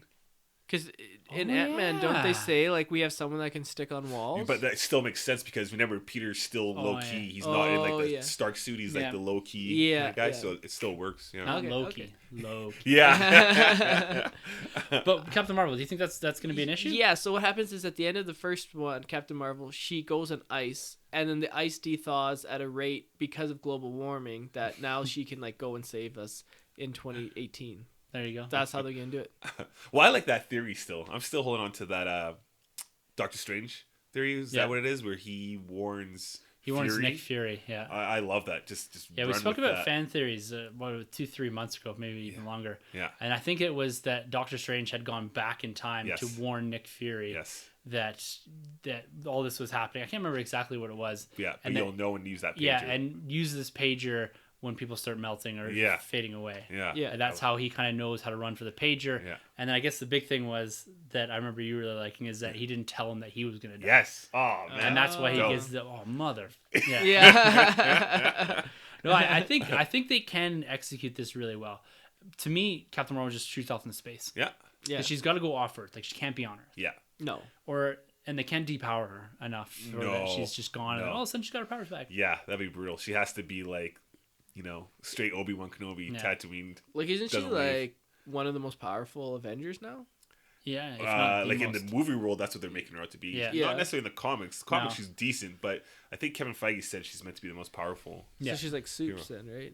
But yeah, and to me, like, I don't know how much they're going to define her power set in the film, but she may be one of these ones like Superman, in my opinion, has a relatively ambiguous and they can kind of do whatever they need to do. So it's a power set of convenience. Yeah. Yeah. That, sure, if she needs to punch a hole through Thanos, sure she can. And if she can't, then that she won't do it at that point in time. Right? Yeah. Yeah. True. Now, last one I want to talk about here is when we're talking about loose and dangling threads. Actually, I got two more here. Let's touch on this one first because we're Man Stan Lee. Yes. There's that little issue, little tiny issue in Guardians of the Galaxy Volume 2 where he refers to himself as a FedEx delivery man. Yeah. Yeah. But we know that happens in 2014, and Captain America Civil War, where he was the FedEx man, happens in 2016. But- So is he a time traveler, or does he use this disguise multiple Well, times? wasn't he a FedEx delivery man in Fantastic Four, the movie? He's a mailman. Oh. Because I think I can't remember the character's name. Willie Lumpkin? In Fantastic Four. He's The X-Men, like he draws himself into, like, he's actually, I think it's Willie Lumpkin is the character's name. He's a mailman in the Fantastic Four comic book series, and he reprises that role. He takes up that role in the Fantastic Four film, but he's a post office, not a FedEx guy. Oh, okay. Oh, So I'll okay. say he's time traveler. I'll say he's used the FedEx quite a bit. Yeah. Yeah. What year did Guardians of the Galaxy Volume 2 come out in? 2016. 2016. 16 or 17? 17. Not 17, 6. 17. Yeah, 17. Yeah. Yeah. Yeah. Same as Homecoming. Yeah. Okay. And Wonder Woman. Yeah. Okay. So actually, that's interesting because that just clicked in my head that it's actually 2018, and then Black Panther, Ragnarok, and Infinity War all happened in 2017. Yeah. That didn't really click in my head. Right. Yeah. Because Guardians came out in 17, but it's meant to take place in 15 or 14. 14. 14. Right. Yeah. So Right. So I guess if you're watching them sequentially and you make that assumption, then that makes sense, right? Right. It happens after Civil War, Right. and so that reference makes sense. So there's a little bit of a mix up there. Yeah. Just a little bit. Yeah. It's just okay. just a teeny It's a tiny. little bit. Now let's talk about the last thing here for kind of canon missteps, maybe, or loose threads. TV shows and the non-reciprocation in the films. Yeah. This is probably the biggest one, at least for me, because we had this hashtag years ago. It's all connected. Yeah. And, you had a lot of internal references within Agents of S.H.I.E.L.D. And we even get at the start, like on the onset of the Netflix stuff, there was references to the Hulk, to Captain America.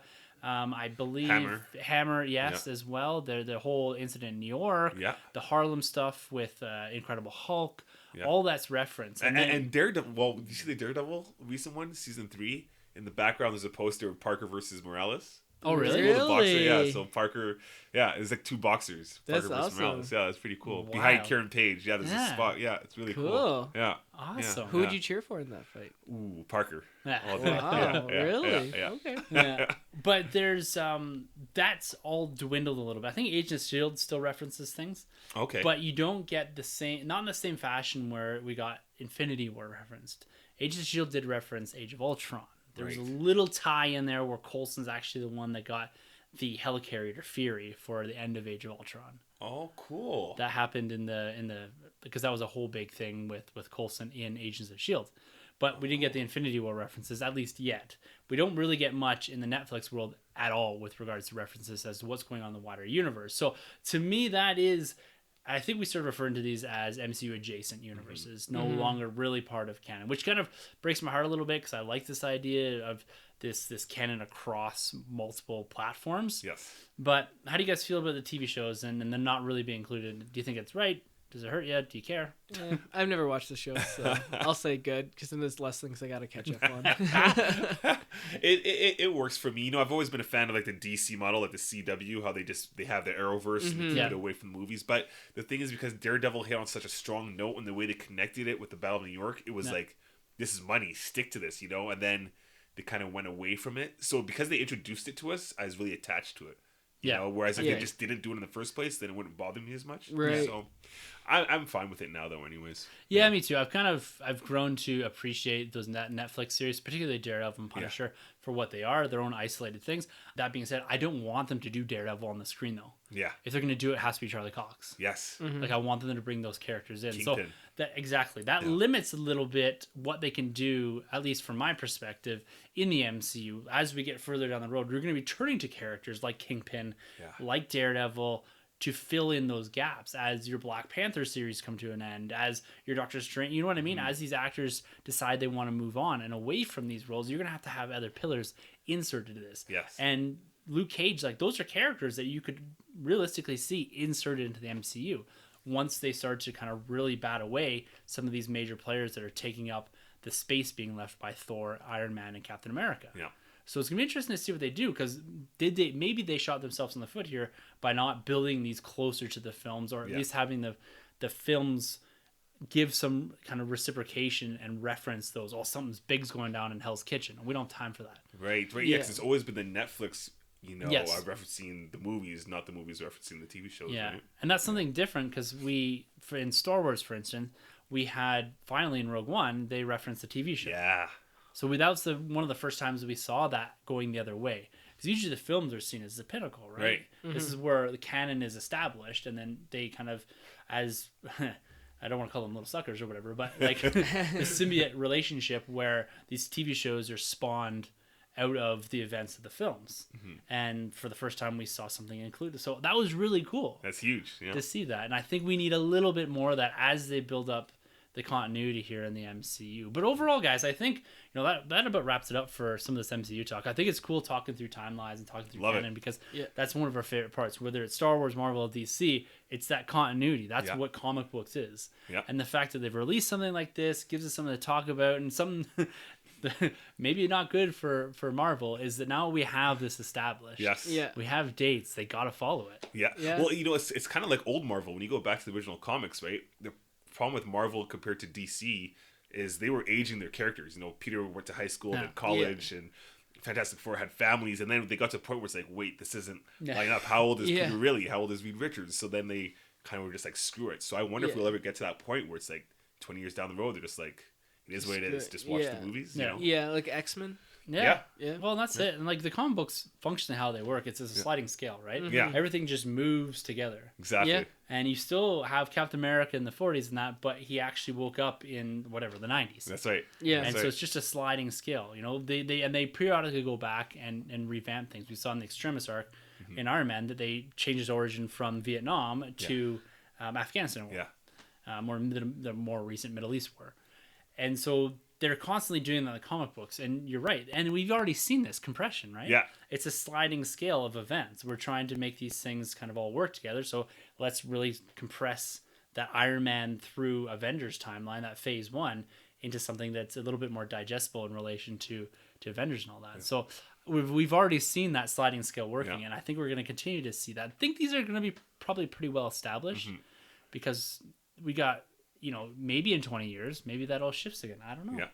Be pretty interesting to see. But it's a strong story group that they have. Clearly, everyone's communicating with each other on that page. That's awesome. Yeah, that's Feige, man. Yeah, the man. Feige we trust. Yes. All right, gentlemen, that wraps it up for us this week. I had a ton of fun. And Troy, thank you for the gifts, man. Enjoy, thank you. guys. Troy no was the worries. podcaster of the today. Yeah. You definitely won podcaster of the day award. The podcast turning moment or whatever. TSN turning point was when Troy came in with gifts. Yeah. You know, I wasn't even gonna come in, and then Troy was just texting me like, "Just come in, Come on, man. Yeah, dude. Who are you? Dude. All right, guys. If you'd like to be a part of the show, you can always email us at thenerdroom@gmail.com. You can hit us up on Facebook or YouTube. I really don't use Facebook anymore, so maybe don't go to us there. Maybe I should change that. You can check us out on MySpace and Calgary Planet. yeah. You can always find us on thenerdroom.net and StarWarsCommonwealth.com. Everything that we do gets uploaded to those websites. And if you're really looking to interact with us, Twitter is the way to go. We got the Twitter gang out there. They are in full force tonight. My phone was buzzing like crazy. It's a ton of fun out there with everyone just debating different things, whether it's Star Wars, Marvel, DC. There's always a discussion to be had on Twitter. You can find our handles at the end of the episode if you'd like to follow us and kind of get in on that conversation. Yeah, and hopefully we get an Avengers trailer here next week. Yeah, or because, title. Title or episode 9 title or something. Yes. Yeah. So, yeah, if there is something like that, we will be discussing it and covering it, of course. And if not, we're going to be back talking Star Wars, Marvel, and DC for sure. So make sure to plug in next week, and please, please, please come back and visit us here. And we'd like to give one last shout out to our dude Rob Wade for endorsing this podcast. This is Emotionally 14 Endorsed. You can find everything that Rob Wade does, including the other endorsed podcasts, over on emotionally14.com. So, all right, dudes. Cool. Until next week, for the Nerd Room, I'm Tim. I'm Troy. And this is where I normally insert something funny. Thank you for entering the Nerd Room. This has been a Nerd Room podcast production. You can find our hosts, Tim, Troy, and Sunjay on Twitter at TheNerdRM, TroyTheBoy87, and Sunjabby. For more content from the Nerd Room, check out thenerdroom.net. And don't forget to subscribe to the Nerd Room on iTunes, Podbean, and YouTube. Be sure to head over to StarWarsCommonwealth.com to find more podcasts in the Star Wars Commonwealth Podcast Network, including Talk Star Wars, Tumbling Saber, Generation X-Wing, Rogue Squadron Podcast, Skyrim's Podcast, and San Diego Sabers. Follow the Star Wars Commonwealth on Twitter at SW Commonwealth and take your first steps into a larger world.